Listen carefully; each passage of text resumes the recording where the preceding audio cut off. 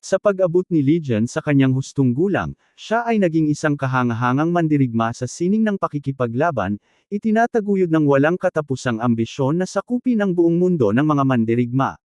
Sa ilalim ng papalubog na araw, napansin ni Suron ang mapait na pagbaluktot ng kanyang mukha, dinadala ng matinding galit at pagkadismaya sa walang awang hangarin ng kanyang anak.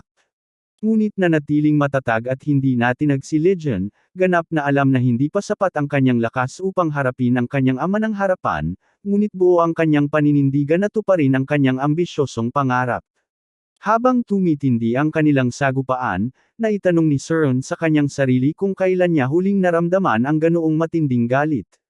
Bilang dating tagapagmana ng pinakamalakas na angkan ng mga mandirigma, sanay siyang pigilan at kontrolin ang kanyang mga emosyon, kaya't lalo siyang nabahala sa pagkawala ng kanyang pagpipigil, isang malinaw na senyales kung gaano kalalim ang kaguluhan na dulot ng mga pangarap ni Legion.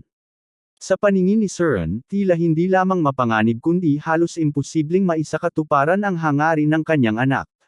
Nag-aalala siya kung nauunawaan ba talaga ni Legion ang malalaking sakripisyong kakailanganin, ang dugo, pagdurusa, at mga pagkatalo na di maiiwasang sumunod.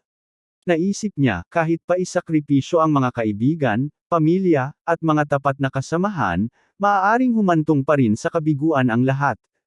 Muling sumagi sa isip ni Suron ang tanong, nauunawaan kaya ng kanyang anak ang tunay na lawak ng karahasang kaakibat ng pagsasakatuparan ng ganoong pangarap. Kahit magtagumpay si Legion, ang mundo ng mga mandirigma ay lalasapin ang walang katapusang pagdanak ng dugo at mga sugat na hindi na maghihilom. Sinubukan ni Suron na pagaanan ang puso ng kanyang anak at maingat na tinanong kung ano ang nakikita nitong magiging kinabukasan ng Django sakaling maisakatuparan ang sapilitang pagkakaisa. Walang pag-aalinlangan, buong sigasig na ipinaliwanag ni Legion ang kanyang pangarap, isang mundong mas makatarungan at mas mabuti kaysa sa bulok na sistemang umiiral. Ngunit nag-alab ang galit ni Suron sa narinig. Mariin niyang tinutulan ang mga pamamaraan ng kanyang anak, hinugot ang kanyang karunungan at mataas na moralidad upang ilarawan ang kanyang sariling pananaw kung ano ang tunay na ikabubuti ng mundo ng mga mandirigma. Gayunman, habang nagsasalita si Suron, bigla siyang natigilan. Hindi niya lubos na maipaliwanag ang kanyang iniisip. Dahan-daang sumilay sa kanya ang isang nakakabahalang katotohanan, maaaring ang ideal na Django na kanyang pinangarap ay hindi talaga kailanman umiral. Napuno siya ng matinding takot sa pag-unawang habang buong puso at lakas na sinisikap ni Legion ang pagbabago, siya mismo ay hindi sigurado kung ano nga ba ang anyo ng isang tunay na perpektong mundo ng mga mandirigma. Binal-ika ni Suron ang katotohanang matagal ng puno ng pagkukunwari ang Django, lalo na ang mga ortodoksong sekta na nagpapanggap na makatuwiran ngunit ubod ng kasakiman. Naalala niya kung paanong ang Whirlwind Clan, kanilang sariling angkan, ay umatras mula sa mundong iyon upang umiwas sa katiwalian at lumilitaw lamang sa mga panahong lubhang kinakailangan. Naisip din niya kung unti-unti ba siyang nawala ng paniniwala sa posibilidad ng pagbabago, o kung nagbago lamang siya dahil sa paglipas ng panahon. Sa kaibuturan ng kanyang puso, naramdaman niya ang malungkot na bulong, ang 20 anyos na batang mandirigma na minsang naging pag-asa ng Django ay tila nawala na. Samantala, naramdaman ni Legion ang malalim na pag-aalinlangan ng kanyang ama. Bagamat determinado siyang itaguyod ang kanyang ambisyon mag-isa, lihim niyang pinangarap ang basbas ni Suron. Alam niyang magiging mas magaan at makabuluhan ang kanyang landas kung makakamtan niya ang suporta ng kanyang ama. Sa kabila ng kanyang pagkalito, malinaw na sinabi ni Suron na ang paglikha ng isang mas mabuting Django ay hindi kayang maisakatuparan ng isang tao lamang. Gayunman, hindi niya lubusang itinakwil ang posibilidad, iminungkahi niya na ang mundo ng mga mandirigma ay maaari pa ring unti-unting umunlad kung bawat isa ay mabubuhay ng may dangal at katwiran. Maayos na itinugon ni Legion na sa loob lamang ng isang dekadang pamamalagi sa mundo ng mga mandirigma, nakita na niyang halos walang sinuman ang tunay na nabubuhay ng may ganoong kadal-isay na prinsipyo. Napatahimik si Suron sa matapat at matalim na tugon ng kanyang anak, sapagkat ramdam niyang may katotohanan ang mga salitang iyon. Bagamat minsan siyang nangarap ng mas magandang mundo, hindi niya nagawang igiit ito sa realidad. Sa isang biglaang pagpapasya, tinalikuran ni Legion ang kanyang ama at naglakad palayo ng hindi lumilingon. Masakit ang kanyang ginawa, ngunit alam niyang kailangang ipakita kay Suron na posible ang kanyang pangarap. Naiwan mag-isa, nalugmok si Suron sa malalim na pagninilay. Tubhang nabalisa siya sa posibilidad ng karahasan na maaaring lamunin ang Jangho na mahal niya, ngunit alam din niyang hindi niya basta mapipilit si Legion na isuko ang kanyang pangarap. Kinabukasan, sa ibang lugar, may tiyagang nagsanay si Kyung, determinadong mabawi ang kanyang dating lakas bilang isang mandirigma. Ang bawat galaw ng kanyang espada ay puno ng kasigasagan at matatag na hanggaring tapat na maglingkod sa kanyang bagong Panginoon. Mula sa tuktok ng pader ng kastilyo, pinanood siya ni Legion kasama si Mung, ang tapat niyang tanod. Napangiti si Mung sa nakitang dedikasyon ni Kyung at nagpahayag ng paghanga. Tahimik na sumang-ayon si Legion, ipinapahayag na tiyak niyang nilalabanan ni Kyung ang kanyang mga limitasyon upang muling makamit ang kanyang dating galing. Habang pinagmamasdan si Kyung, iniulat ni Mung kay Legion ang ilang mahahalagang balita. Ayon kay Mung, matapos wasakin ang tatlong pangunahing sekta, naipadala na niya ang bantay na itinalaga ni Legion upang protektahan ang asawa at anak ni Kyung. Dagdag pa rito, nakapag-recruit na rin sila ng 50 bagong mandirigma, gaya ng ipinag-utos ni Legion. Nang tanungin ni Legion kung maayos ba ang pagtrato sa mga bagong kasamahan, tiniyak ni Mung na sila'y pinagkalooban ng magagandang kalagayan. Sa sagot na iyon, napangiti si Legion, dama ang kaunting kasiyahan sa patuloy na paghubog sa bagong yugto ng kanilang kapalaran. Binigyang diin ni Legion na ang mga mandirigma ay kikilos batay sa kung paano sila pinahahalagahan, yung binabayaran bilang mga mandirigmang nagkakahalaga ng 10 niyang ay lalaban ayon sa gayong halaga, habang ang mga binibigyan ng 100 niyang ay magiging mandirigmang karapat-dapat sa ganoong kompensasyon. Buong sang-ayon si Mung sa pahayag ni Legion. Aniya, sa ilalim ng pagtuturo ni Kyung, tiyak na magiging mga elite na mandirigma ang kanilang mga bagong recruit. Bagaman maraming paghahanda pa ang kinakailangan, tiniyak ni Mung na unti-unti nilang naitatayo ang kinakailangang pundasyon. Tahimik itong tinanggap ni Legion at inilantad ang kanilang susunod na estratehiya. Habang abala sa labanan ang Northern Heaven Supreme Family at Southern Peak Alliance, sisimulan nilang palihim na palawakin ang kanilang impluensya mula sa Wuhan, at ang unang target ay ang Phantom Slaughter Sect.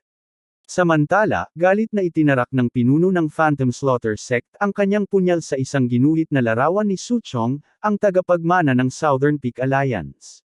Ubus tinding galit ang Bomb-A-Lot sa kanya habang inaalam kung sino ang nagpadala ng mapusok at delikadong kahilingan para sa isang asasinasyon.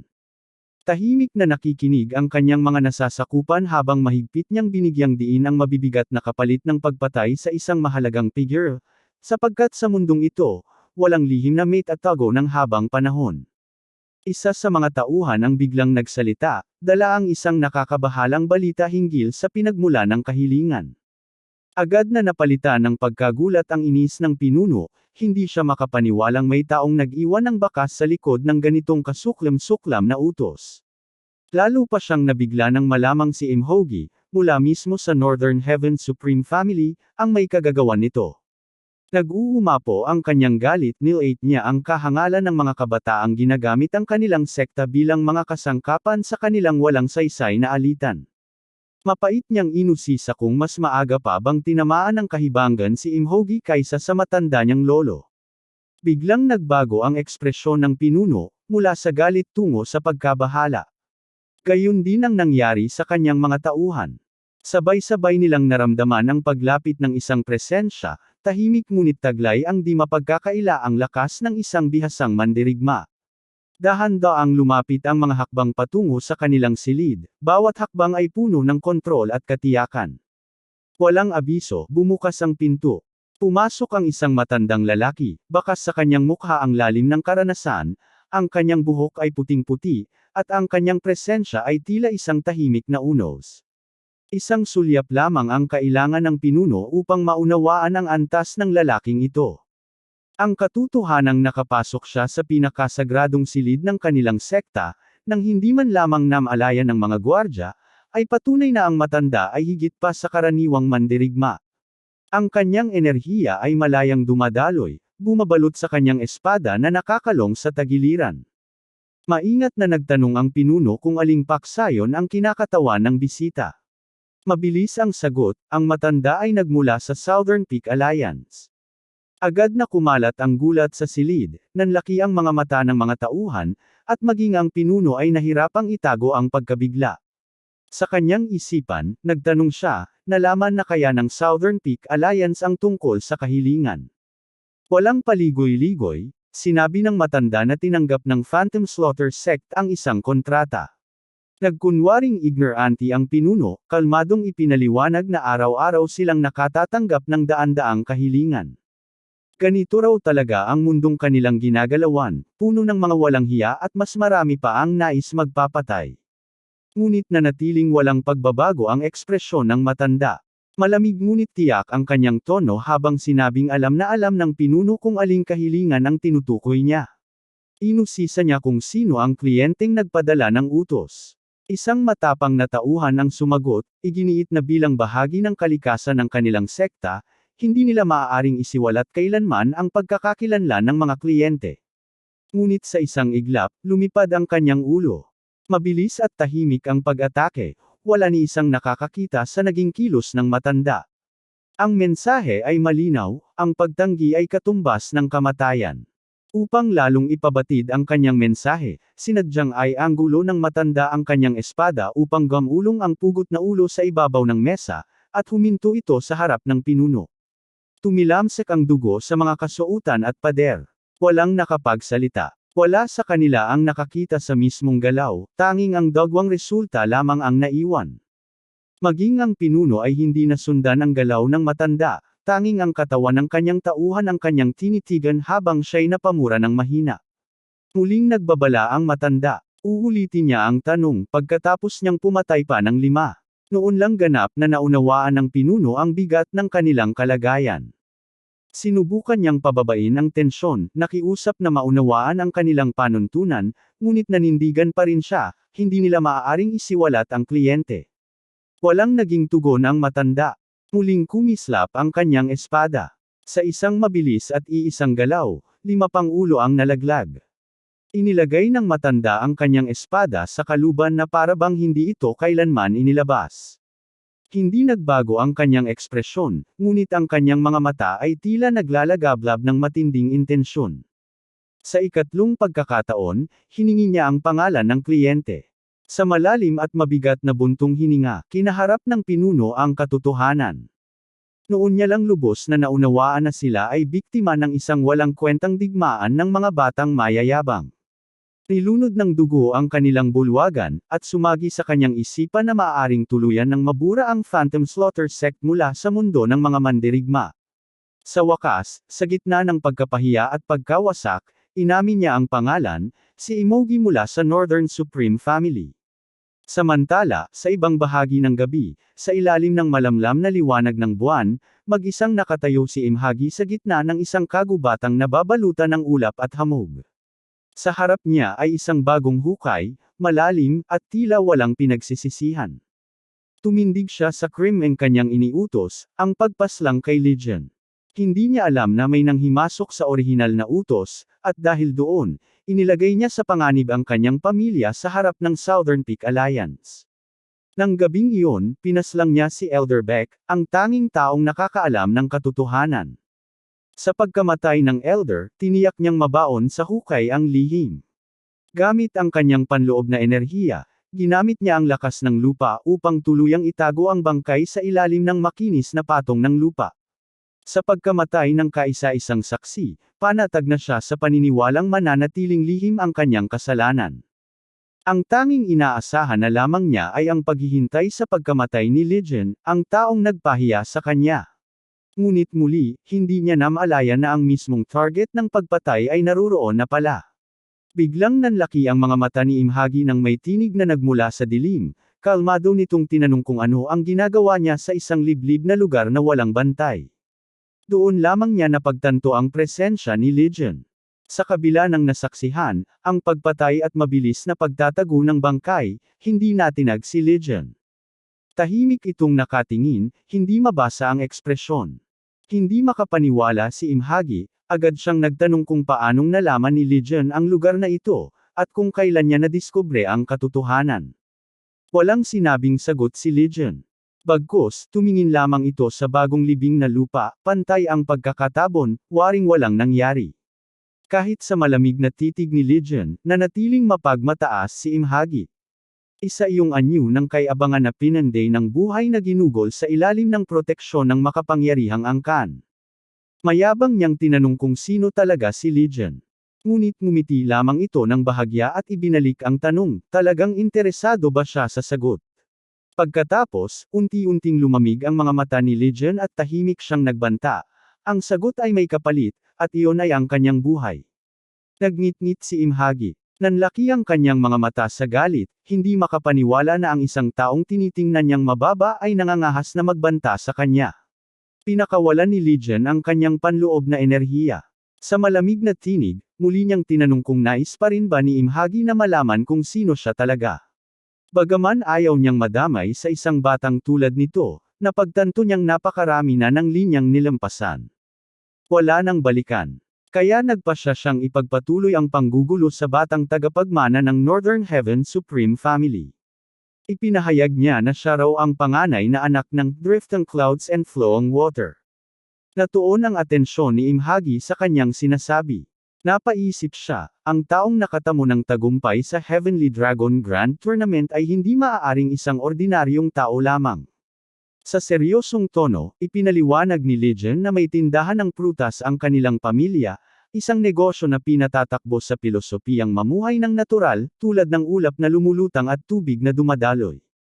Sa kabila ng tila panlilibak, nanatiling kalmado si Imhagi at sinagot si Legion, tinanong kung naroon ba siya upang maghatid lamang ng kalokohan. Hindi siya sinagot ng diretso. Sa halip, bigla siyang tinanong ni Legion kung ilang tao na ba ang kanyang napatay, at ilan sa mga ito ang tunay na may kasalanan. Nagbalik sagot si Imhagi, para sa kanya, wala nang saysay ang sinasabi ni Legion. Ipinaalala niyang sa mundong kanilang ginagalawan, ang mga walang kapangyarihan ay tinatapakan lamang, isang malupit ngunit totoo nilang realidad. Pumayag si Legion sa sinabi. Ngunit inilahad din niya ang kanyang pananaw sa sariling landas. Bilang isang anak, minsan daw ay naisip niyang suriin muli ang mga aral ng kanyang ama. Ngunit sa huli, buo ang paniniwala niyang hindi siya lumilihis ng landas. May ngiting kalmado sa labi, ngunit nanlilisik ang intensyong pumatay. Aniya, marami pang katulad ni Imhagi sa Jianghu na nararapat durugan. Agad na naramdaman ni Imhagi ang pagbabago sa aura ni Legion. Instinktibo niyang hinawakan ang kanyang espada, handang ipagtanggol ang sarili kung sakaling umatake ito. Ngunit sa isang kisap mata, naglaho si Legion. Wala itong iniwang bakas. Nakatayo si Imhagi, espada sa kamay, habang unti-unting lumalamig ang paligid. Ang katotohanang natuntun siya ni Legion at nasaksihan ang kanyang krimen ay sapat na upang siya'y mangamba. Ngunit ang paraan ng paglitaw at paglaho nito ay mas lalong nagpayanag sa kanyang loob. Butil-butil ang malamig na pawis sa kanyang noo, ngayon ay batid na niya, si Legion ay hindi basta-basta. Buong determinasyong isinuksok niya muli ang kanyang espada. Pinilit niyang paniwalaan na walang maniniwala kay Legion. Oo, nanalo ito sa Heavenly Dragon Grand Tournament, ngunit sa mata ng mundo, isa pa rin itong nobody sa harap ng isang hegemon. Sa kabilang banda, buo ang paniniwala ni Imhagi na naisakatuparan na ang utos para ipapatay si Legion. Ang hindi niya alam, ay mismong si Legion ang sumalo at binago ang nilalaman ng utos upang pagbanggay ng Northern Heaven Supreme Family at ang Southern Peak Alliance. Kinabukasan, masiglang namamayani ang buhay sa pamilihan, mga negosyante masiglang nag-aalok ng kanilang paninda sa mga dumaraan. Dinala ni Legion sina Cherayan at ang nakababatang kapatid nitong si Sir Yun upang mamili ng gamot para sa kanyang paggaling. Punong-puno ng tuwa si Sir Yun habang pinagmamasdan ang pamilihan. Matagal siyang naikulong sa kanilang tahanan dahil sa karamdaman, kaya't ngayon lang siyang muli nakalakad sa ganitong masiglang kapaligiran. Nagningning ang kanyang mga mata sa kasiyahan, lahat ito ay dahil sa mabilis niyang paggaling. Umiti si Legion nang tumingin sa kanya si Sir Yun at nagpasalamat. Si Legion nga ang naging dahilan ng kanyang kagalingan. Kung hindi dahil sa kanya at sa dinala nitong si Master Unbounded Grotessery, mananatili pa rin si Sir Yun sa kama, hindi makagalaw, halos hindi na rin mabuhay ng maayos. Buong pusong nagpahayag ng pasasalamat si Sir Yun kay Legion, sinabing hindi niya alam kung paano makakabawi sa kabutihang loob nito. Ngunit ngumiti lang si Legion at malumanay na sinabi, kumain siya ng maayos at mag-ehersisyo bilang sukli. Tumango si Sir Yun, sabay tawa, at sinabing balang araw ay mag-aaral din siya ng martial arts. Samantala, si Cherayan ay tuwang-tuwa sa mabilis na paggaling ng bunso niyang kapatid. Ngunit nang tumingin siya kay Legion, hindi niya maiwasang pag-isipan ang buong sakripisyo at athens yung ibinigay nito para sa kapakanan ni Sir Yun. May mga sandaling tila totoo at taos puso ang pagmamalasakit ni Legion. Napansin ni Legion ang titig ni Cherayan at pabirong tinanong kung bakit ganoon siya makatingin. Agad na umiwas ng tingin si Cherayan, na mula ang kanyang pisngi sa hiya. Itinanggi niya ito at agad na nilihis ang usapan, ipinaalala niyang may bibilhin pa raw si Legion. Umiti si Legion at itinuro kung saan siya pupunta. Sinabing babalik agad siya, at naglakad papunta sa isang medisinang stall. Maingat niyang tinanong ang tindero tungkol sa pinagmulan ng mga gamot, nais niyang matiyak na ang pinakamabisa ang makukuha para sa paggaling ni Sir Yun. Habang abala si Legion, marahang tinulak ni Sir Yun ang kanyang kapatid para makuha ang atensyon nito. Tumingon si Cherayan at tinanong kung bakit. Umiti si Sir Yun at pabirong sinabi na huwag nitong pababayaan si Legion. Nabigla si Cherayan sa sinabi ng kapatid, hindi niya inaasahang tatalakayin nito ang tungkol sa kanila. Ngunit hindi umatras si Sir Yun. Ipinunto niya na si Legion ay mabait, masayang kasama, at higit sa lahat, napakalakas. Tanong pa niya, saan ka pa makakahanap ng ganitong klase ng tao? Napaisip si Cherayan sa mga sinabi ng kapatid. Sa buong buhay niya, puro martial arts ang kanyang iniintindi. Hindi niya kailanman binigyang pansin ang sariling damdamin. Ngunit si Legion, kahit walang hinihinging kapalit, patuloy na tumutulong sa kapatid niya. Nagsimulang magtanong si Cherayan sa sarili, ano ba talaga ang nararamdaman niya para kay Legion? Halos lahat ng kilala niya ay ikinakasal dahil sa utos, kaya hindi pa niya tunay na nauunawaan ang ibig sabihin ng magustuhan ang isang tao. Bago pa siya tuluyang makapag-isip ng mas malalim, naputol ang kanyang pagninilay. Biglang nagkaroon ng kaguluhan sa lungsod, isang grupo ng mga martial artists na nakasakay sa kabayo ang pumasok sa syudad, buong yabang at lakas ang dala. Parehong napalingon sina Cherayan at Sir Yun upang makita ang nangyayari. Bumalik si Legion sa tabi nila at sinabi na inaasahan na niya ang pagdating ng mga ito, kahit hindi niya akalaing magiging ganoon kaingay ang kanilang pasok. Sa tinig ni Legion, napansin ni Cherayan na tila may kinalaman ito sa sitwasyon. Kaya tinanong niya si Legion kung ano ang ibig nitong sabihin. Ngunit imbes na ibunyag ang totoo, simpleng sinabi ni Legion na tinawag lang niya ang mga malalaking tao para sa kasiyahan. Bitbit na ang gamot ni Sir Yun, nagsimula na silang bumalik sa kanilang tinutuluyan. Habang papalayo sina Legion, ang grupo ng mga mandirigmang martial artist ay tuloy-tuloy pa ring pumapasok sa syudad. Nagulat ang mga tao, hindi nila inakalang may ganito kalakas na puwersang makakapasok ng walang humaharang. Ang grupong ito ay kinikilala bilang White Tiger Squad ng Southern Peak Alliance, buong armadong pumasok sa Wuhan. Sa unahan ay si Yang Inmong, pinuno ng Southern Peak Alliance, kasama ang leader ng White Tiger Squad, at isang matandang mandirigma na sinasabing nag-iisang nagwalos sa buong Phantom Slaughter sect. Hindi rin nagpakabog ang Northern Heaven Supreme Family. Pinangunahan ni Patriarka Chance ang Great Heaven Union Armed Force upang salubungin ang mga bagong dating. Kasama niya ang military advisor na si Banui. Tahimik na pinanood ng mga tao ang tagpo, sabik sa magiging resulta ng paglalapit ng dalawang makapangyarihang pinuno. Ibinuhos ni Chance ang kanyang panloob na enerhiya at unang nagsalita. Malamig ngunit may halong hinanakit ang kanyang tinig, hindi raw niya alam ang buong nangyayari, pero mahirap paniwala ang ganito basta-basta hinawakan ang sitwasyon. Hindi alam ni Chance na may utos para ipapatay si Such Chang. Para sa kanya, ang pagdating ng Southern Peak Alliance ay walang dahilan at isang hayagang pagpapakita ng pananakop. Tumugon si Yang Inmong, pinakawalan din ang sarili niyang enerhiya, at nagsabing ikinalulungkot din niya ang mga pangyayari. Ngunit dagdag pa niya, wala na raw ibang paraan upang maresolba ito. Habang tinitimbang ang sitwasyon, napagtanto ni Chance na lumampas na sa kontrol ang lahat. Ang hindi inaasahang pagpasok ni Inmong sa kanilang teritoryo ay isang malaking panganib.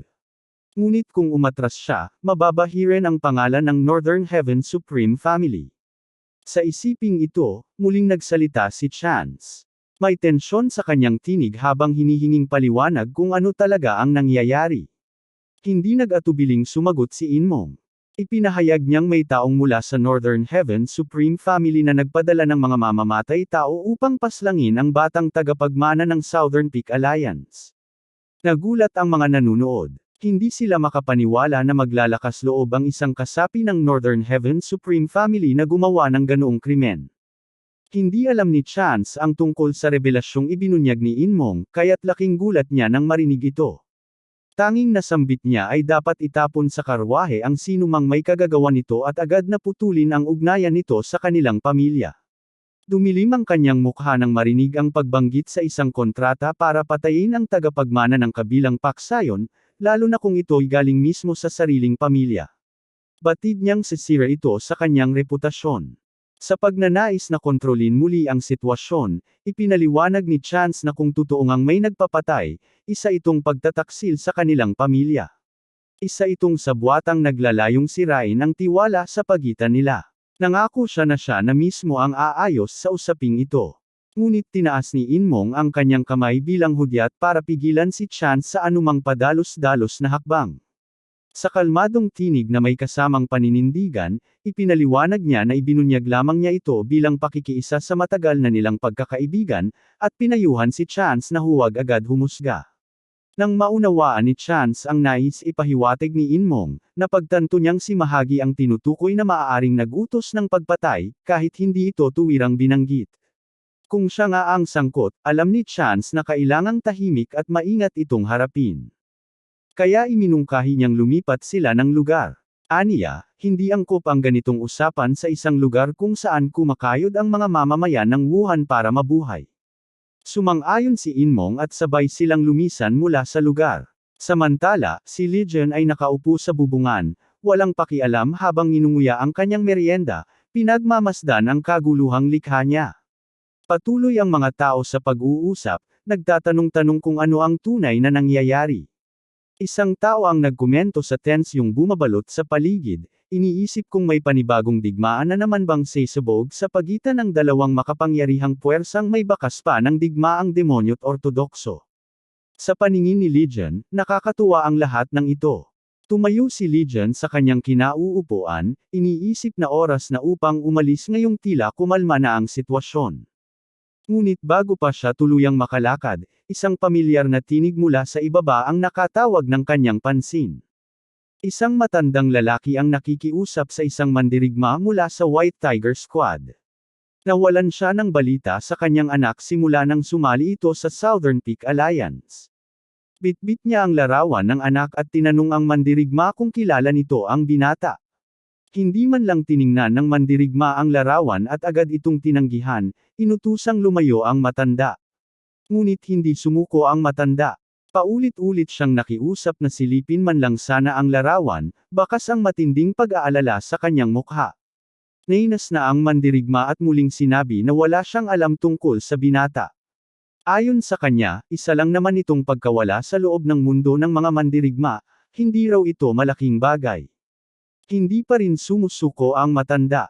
Paulit-ulit siyang nakiusap, umaasang may kahit anong sagot ukol sa sinapit ng kanyang anak. Sa huli, naubos na ang pasensya ng mandirigma at itinaas nito ang kamay, handang saktan ang matanda. Nang makita ito, nagpasya si Legion na makialam. Pinuno niya ng enerhiya ang isang mani at inihagis ito patungo sa mandirigma, handa siyang kumilos kung magiging marahas ang sitwasyon. At tulad ng inaasahan, umatake nga ang mandirigma, itinaas ang kamay upang saktan ang matanda. Ngunit agad na pinalipad ni Legion ang mani, tinarget ang daliri ng mandirigma. Ngunit may kakaibang nangyari, ang mani ay na-deflect sa ere bago pa man tumama. Bahagyang iniikot ni Legion ang kanyang ulo upang saluhin ang balik na mani. Taking gulat niya nang mapansin na ang enerhiya sa loob ng mani ay hindi nasira, na nagpapahiwatig ng lakas ng taong sumalag sa kanyang atake. Paglingon ni Legion, nakita niya ang isang matandang lalaki na siyang pumihil sa atake, ang parehong matanda na dating burado ang buong sekta sa iisang iglap. Ngunit sa halip na matakot, ngumiti si Legion, puno ng pananabik at may halong intensyong pumatay. Batid niyang ang pinakamatinding mandirigma ng Southern Peak Alliance ang dumating.